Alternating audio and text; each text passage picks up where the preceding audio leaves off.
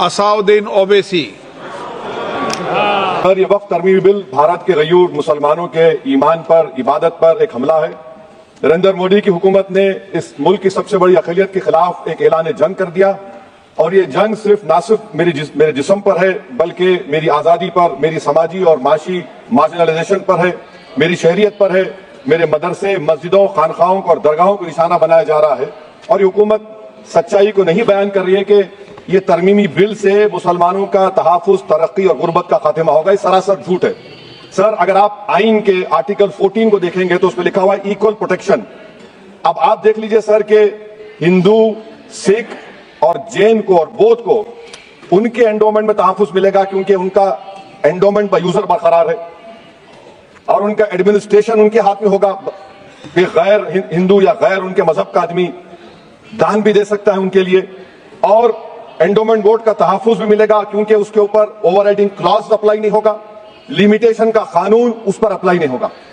उसके बरक्स ऑपोजिट आप देख लीजिए, मुस्लिम वक्फ को वक्फ बाय यूजर निकाल दिया गया। एक मुस्लिम वक्फ की जायदाद पर कब्जा होगा, लिमिटेशन लगेगा तो जो एनक्रोचर है, जो काबिज है, वो रातों रात मालिक बन जाएगा और एक गैर मुस्लिम वक्फ बोर्ड को एडमिनिस्टर करेगा। ये आर्टिकल 14 के इक्वल प्रोटेक्शन का वायलेशन। अभी हम गृह मंत्री का, वजीर दाखिला का यहां पर उनका हमने तकरीर सुनी, यहां पर वो ये कहते हैं, वजीर दाखिला ने अपने बयान में कहा कि बोर्ड और काउंसिल जो होगा वो वक्फ इस्लाम से अलग है। सर, अगर ये बात सच है आपकी तो फिर आपको ये कानून बनाने की जरूरत ही नहीं है, आप एक नॉन स्टैट्यूटरी बॉडी बना दीजिए। ये जो कानून बन रहा है ना सर, ये आर्टिकल 26 इसका सोर्स है और आर्टिकल 26 जब इसका सोर्स है तो आर्टिकल 26 का ABCD क्या कहता है कि रिलीजियस डिनोमिनेशन को अपने मजहब के अफेयर्स खुद चलाना, मूवेबल इमूवेबल प्रॉपर्टी को लेना और एडमिनिस्टर करना। जब हिंदू धर्म को, बौद्ध धर्म को, सिखों को यह राइट दिया गया है तो आप कैसे मुसलमानों से छीन रहे हैं? तो ये आर्टिकल 26 का ग्रेव वायलेशन है। तो सर, अब वक्फ बाय यूजर का मामला देखिए, मिनिस्टर साहब ने कहा कि एंक्रोचमेंट हो रहा है, 17,000 एंक्रोचमेंट हुए हैं। तो यही नरेंद्र मोदी की हुकूमत ने 2014 में उस वक्त के मंत्री ने एक Waqf properties eviction of unauthorised occupants bill को इंट्रोड्यूस किया। आपने विड्रॉ कर लिया 2024 में उसको। क्यों विड्रॉ किया सर आपने? जब आप मान रहे थे कि एंक्रोचमेंट हो रहा है तो आपने बिल को विड्रॉ कर लिया। अच्छा सर, अब वक्फ बाय यूजर को आपने निकाल दिया, माने कंडीशन क्या लगाए कि अगर उसमें डिस्प्यूट होगा और गवर्नमेंट प्रॉपर्टी होगी। सर, डिस्प्यूट तो है। मिसाल के तौर पर मोहिबुल्लाह साहब जिस मस्जिद के इमाम है, पार्लियामेंट के सामने मस्जिद है सर, 123 प्रॉपर्टीज में मस्जिद है, डिस्प्यूट चल रहा है। कल कलेक्टर या डिस्ट्रिक्ट ऑफिसर बोलेगा कि भाई साहब ये गवर्नमेंट प्रॉपर्टी है, स्टिकर लगा दिया जाएगा, मस्जिद बंद, गवर्नमेंट प्रॉपर्टी हो गई, होगी ना सर? अब ये बताइए, आप जब से यहां पर पूरे बीजेपी रूलिंग पार्टी हमको ज्ञान दे रहे हैं कुछ नहीं होगा, कुछ नहीं होगा, मैं दलील के साथ बता रहा हूं आपको। ये मस्जिद दिल्ली गवर्नमेंट बोलती हमारी है, दिल्ली वक्फ बोलता हमारी है। तो सर, वक्फ बाय यूजर, अगर मैं अपनी गवर्नमेंट के खिलाफ वक्फ बोर्ड वक्फ बाय यूजर इस्तेमाल नहीं करेगा तो क्या है सर? आप आ जाइए, अगर डिस्प्यूट मेरा एंशिएंट मॉन्यूमेंट से वक्फ का, एक मिसाल दे रहा हूं, दिल्ली में 172 वक्फ प्रॉपर्टीज ASI कंट्रोल में है, मैं तो हार ही गया हूं क्योंकि मेरे पास डॉक्यूमेंट नहीं है। आप कह रहे हैं कि डॉक्यूमेंट चढ़ाओ। अगर मेरा गवर्नमेंट से डिस्प्यूट चल रहा है, मैं तो क्लेम ही नहीं कर सकता क्योंकि आप जज बनेंगे, आप ही फैसला करेंगे और जब तक आप फैसला नहीं करते वो वक्फ की प्रॉपर्टी नहीं होगी। वो प्रोविजन डाल दिया आपने। अच्छा, अगर मेरा डिस्प्यूट एनक्रोचर से होगा सर, तो एनक्रोचर में तो आपने तो 107 को डिलीट कर दिया। आप रातों रात काबिज को, एनक्रोचर को मालिक बना रहे हैं। सर, मैं ये पूछना चाहता हूं आपके जरिए हुकूमत से, एक मुंबई में एक बहुत बड़े दौलतमंद है, खोजा बरादरी का यतीम खाना था, उन्होंने 2004 या 5 में 22 करोड़ में खरीद लिया। वो केस सुप्रीम कोर्ट में कि आप उनको मालिक बनाना चाहती है लिमिटेशन एक्ट अप्लाई करके, हमको बताइए, हम जानना चाह रहे हैं। और सच्चर कमेटी ने सर 2007 में कहा कि दिल्ली के 123 प्रॉपर्टीज की मार्केट वैल्यू 6,000 करोड़ की। आज हम 2025 में आ गए, क्यों आप उन प्रॉपर्टीज के खिलाफ पड़े हुए? 1976 में उस वक्त के वजीर आजम इंदिरा गांधी लेटर लिखा, इसको आप दे दीजिए, मगर आप उसको मानने को तैयार नहीं है। तो सर, और एक जो झूठ फैलाया जा रहा है, management empowerment efficient development.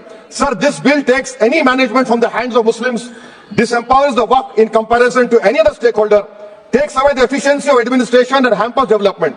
Waqf disempowerment in the name of efficiency, inefficiency is being created. The progress of development from pre-independence today is thought to be destroyed. Sir, अभी हमारे होम मिनिस्टर साहब ने फजल पुकाया केस का जिक्र किया। Sir मैं आपसे गुजारिश करूंगा कि होम मिनिस्टर जरा अच्छे लोगों को रखकर इंफॉर्मेशन ले। फजल पुकैया का ऑबिटर क्या है? इट इज ऑबिटर, वो रेशियो डिसोडेंटाई नहीं है जो आपने कहा है। अच्छा सर, शेड्यूल ट्राइब के बारे में कहा, क्या शेड्यूल ट्राइब में मुसलमान नहीं होते? शेड्यूल कास्ट में नहीं होता मुसलमान, शेड्यूल ट्राइब में मुसलमान होता। तो क्या आर्टिकल 25 मेरा चला गया, आर्टिकल 26 चला गया, आर्टिकल 14 चला गया, 15 चला गया, 29 चला गया? लक्षद्वीप का एक मुसलमान एमपी है, क्या उसको राइट नहीं है क्योंकि ट्राइबल है? क्या कह रहे हैं आप? इस ऐवान को क्यों गुमराह कर रहे हैं आप शेड्यूल ट्राइब के नाम पर? हाँ, अब अमित शाह साहब ने सेक्शन 2A के बारे में कहा और उन्होंने इस बात का इकरार कर लिया कि दाऊदी बोहरा के लिए यह बनाया गया है। मगर मैं आपके जरिए से गवर्नमेंट से पूछना चाह रहा हूं, आपने तो उस प्रोवाइजो में दाऊदी बोहरा का नाम ही नहीं लिखा, आपने उनको भी थैंक यू कर दिया, उनका नाम क्यों नहीं लिखा आपने? और सर, और गवर्नमेंट क्या कर रही है? आप मुस्लिम समाज में जो बेकार किस्म के लोग हैं उनको एक रास्ता बना रहे हैं, एग्जिट दिखा रहे हैं कि तुम्हें वक्त से बचना है तो तुम्हें ट्रस्ट बना लो। ये क्या कर रहे हैं सर आप? कम से कम उन दाऊदी बोहरा को आप दे देते। अच्छा, क्लास 3-9 पर आ जाइए, 5 साल के लिए मुसलमान। मैं किरण रिजिजू से पूछना चाहता हूं, सर दाढ़ी रखे तो मुसलमान प्रैक्टिसिंग है या क्लीन शेव आपकी तरह है? तो बताइए उनको प्रैक्टिसिंग क्या होगा? अच्छा, किसी को पकड़ के मॉब लिंच कर दिया और बोले कि जीएसआर का नारा लगाया, और वो जीएसआर का नारा लगाया तो क्या मुसलमान रहेगा? नहीं रहेगा।